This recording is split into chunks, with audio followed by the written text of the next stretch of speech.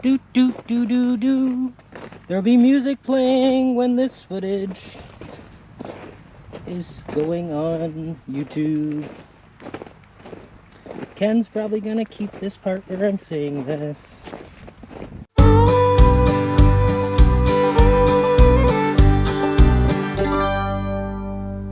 Field here is it got planted in late May, and it laid wet for a while.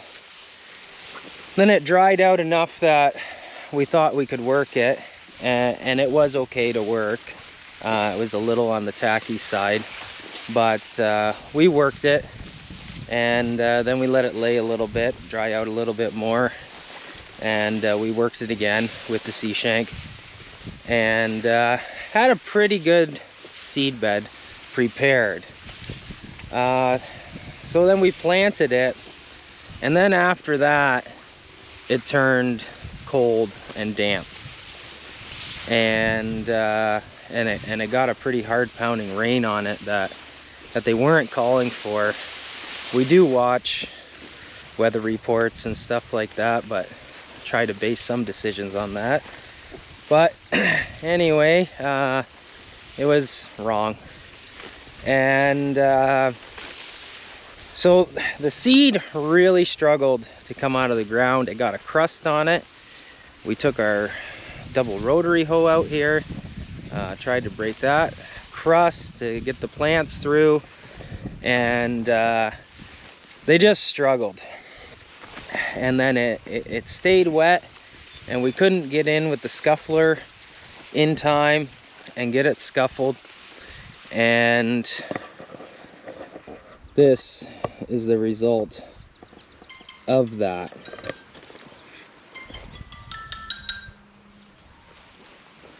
So then there's a decision to make. Do you keep it? Do you work it back under? This field was already soybeans 2 years in a row.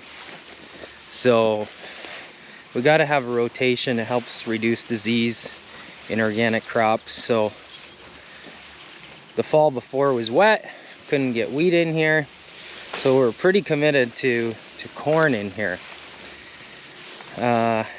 We could have said, well, let's terminate it and let's work it down and just not have anything in here.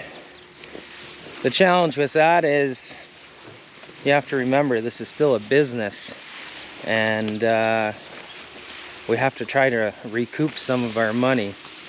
So we made the decision to keep the crop, and there will still be something here. Like you can see that there's cobs coming in between all the weeds. We did get one round of scuffling in here, actually 2 rounds of scuffling, when the plants were quite a bit taller, but the challenge was the weeds were already well established. And I'll take you down in here. If you can see, in the center of the row here, we have a bit of weed control, but right up against the plants here, like there's a corn plant right there, you see all these weeds in here. And that's due to not being able to get in here with that scuffler that you saw in a previous video with those finger wheels that get in between the plants. It's too wet to run those. The plants were too little, too brittle. We just couldn't do it. So this is a result. So what do we learn from this? You know, I try to learn from everything that happens here on the farm. Not just, oh well, there's weeds in there, the yield's gonna be down, well let's move on to next year. Is there any way we can prevent this from happening? And the answer is, I don't know, to be quite honest. What could we have done differently here? These are things that we think about over the winter. We look back in our records because we record everything. Try to see where we could have changed something to prevent this from happening. Yeah, I noticed that the temperatures were gonna go down after we planted. Should we bring that into account next time and say, well maybe we'll wait. But then you can't plant corn too late either, otherwise it won't finish. We made that mistake last year. We planted corn too late, and it never ended up finishing. And that was a disaster too. So we learned you can't push it too late. So this year we got it in earlier. Now we're dealing with a lot of weeds, but I still think this crop is going to be decent. Here's a plant with 2 cobs on it. There's going to be a decent crop here. It's not going to be fun to harvest. All these weeds are going to get wrapped around the header and stuff like that when we go to harvest it, but we'll get it off, and we'll evaluate and see what we could possibly do different next year. You know, or maybe there's another tool out there that we can research to deal with this if this happens. I like to deal with my weeds before you even plant, but in corn, when you plant a bit earlier, that's a little bit challenging. So yeah, we don't just walk away from a field, watch it grow. Even though we're organic farmers, there's nothing we can spray in here or anything like that. So a conventional farmer would come out here with their agronomist, and they would determine what types of chemicals to spray on here and stuff like that. We can't do any of that stuff. But what we can do is walk out here, try to absorb as much information as possible, and come up with a better plan for next year. So we're out here in this soybean field, and there's some lessons that we can learn out here. This one's kind of far away from the farm, so we're not here every single day visually inspecting it. But anyway, there's some things we can learn here.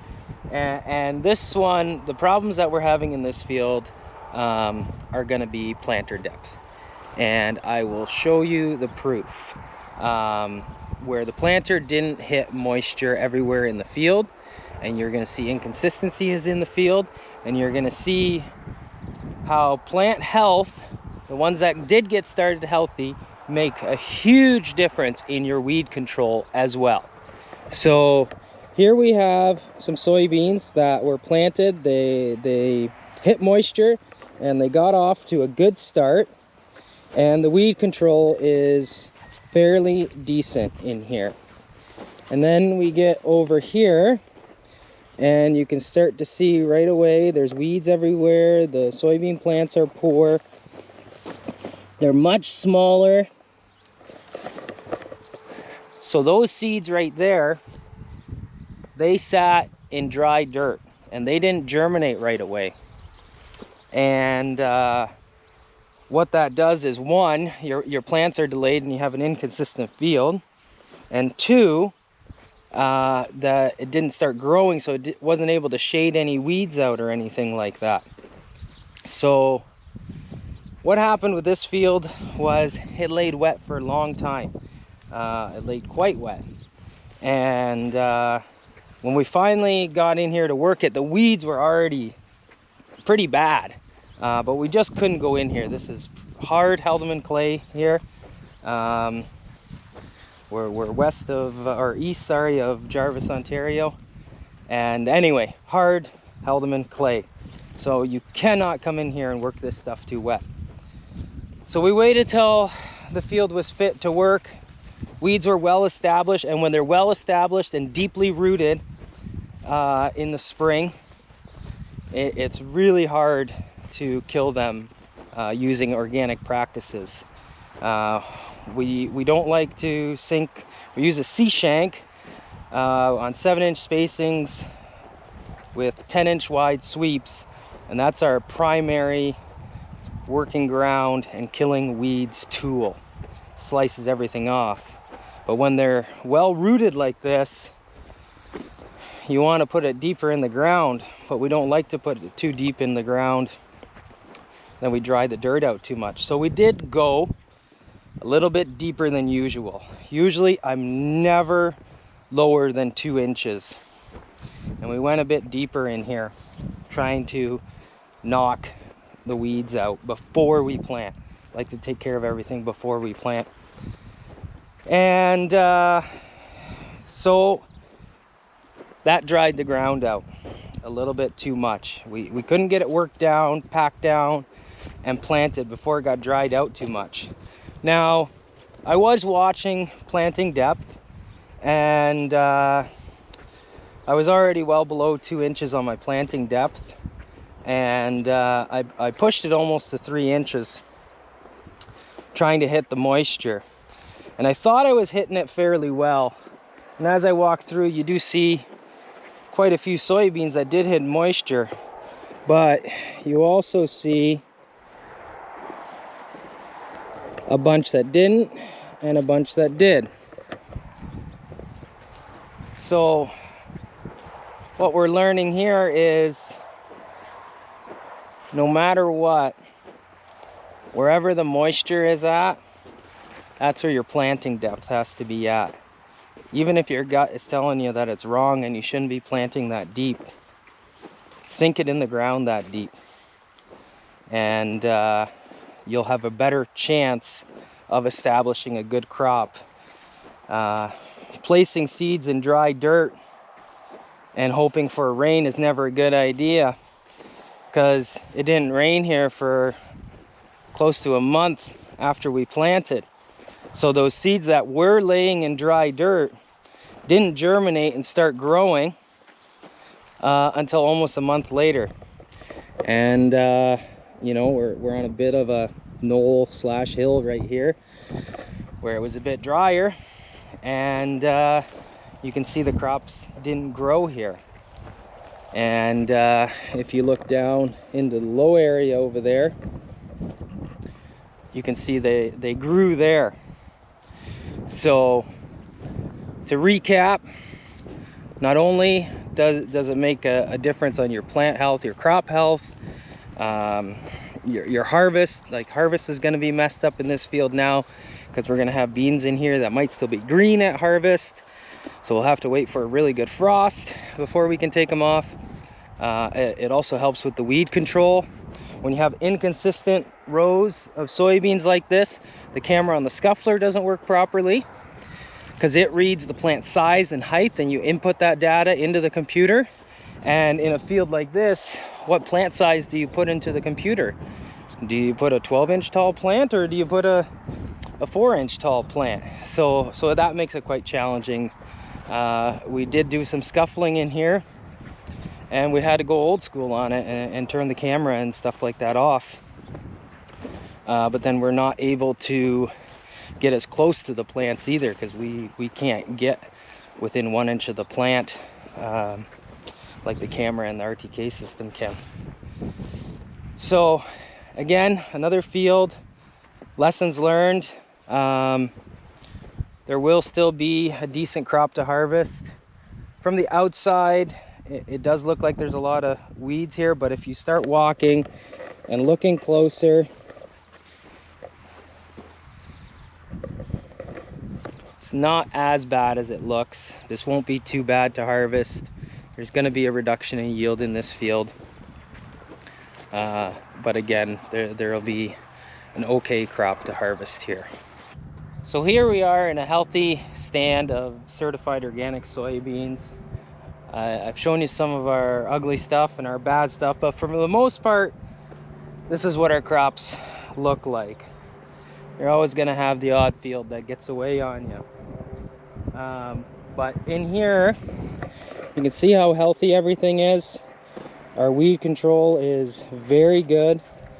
There's the odd weed here and there, even right up against the plants,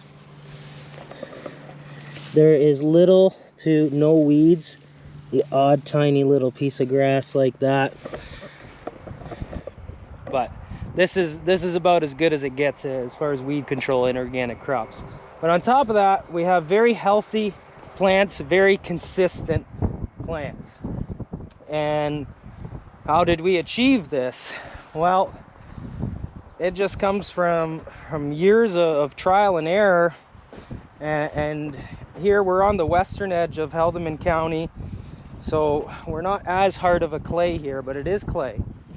And the tillage system that we're using is primarily that sea shank cultivator. Multiple passes throughout the course of the spring, working the ground 1.5 inches deep, stimulating the weed seeds to germinate, and then going back in and killing them again. And that seems to be working. We conserve moisture when we do that. Drainage is a big issue. We try to tile drain when we can. Hopefully we have some footage of that coming up sometime soon. And getting the fields to dry out consistently and evenly, so that we can do our tillage consistently and evenly, maintain our moisture consistently and evenly, and then we get a nice healthy stand of plants like we have here. We plant very heavy on our population in organic beans. We're running 30-inch spacings, and we're planting 250,000, which gives you a plant about every 3/4 of an inch to an inch. And this allows the crop to come up quickly, canopy quickly, shade out the weeds inside there. It also allows the camera on the scuffler to have a nice thick green row to follow. There's multiple benefits from it, and there's been studies done on it. People have gone even higher than that. Now people will talk about white mold. We're normally a later planting date because we have rounds of tillage and stuff like that. We're planting later, so the white mold doesn't really seem to be as much of an issue. Also, this is for another video, when you use biology when you're growing your crops more so than chemistry, you're also not going to have that disease pressure as much, but that's for a later time. So a little bit of a sneak peek into 2021. That's right, next year. Part of the reason for our success, I guess you could say, is we're always looking ahead. We're always thinking about next year and years down the road, and building up the fertility in the soil. And one of the main ways we do that is through manure. And so it's the end of July 2020 right now, and we are already preparing for next year. We're already stockpiling manure here in the field. There's an old hydro driveway here, and getting prepared for the 2021 season. We'll come in, we'll do soil sampling, and we'll sit down and we'll figure out what this soil needs, what kind of inputs it needs, and get ready for next year.